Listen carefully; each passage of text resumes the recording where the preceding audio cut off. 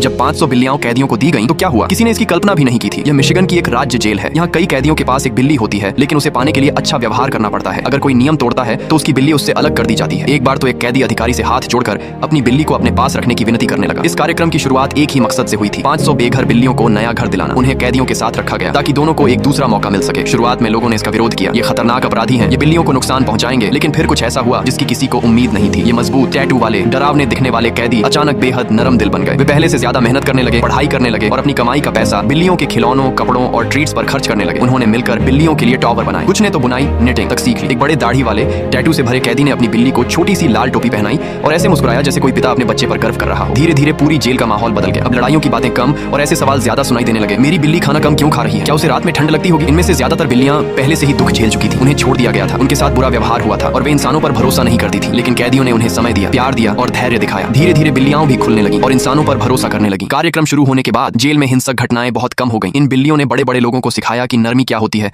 गुस्से के बिना समस्याओं को कैसे सुलझाया जाता है और किसी की जिम्मेदारी निभाना क्या होता है। सबको लगा था कि बिल्लियों को बचाने की जरूरत है, लेकिन आखिर में पता चला कि बिल्लियों ने भी कई लोगों की जिंदगी बदल दी। कभी कभी बदलाव और सुधार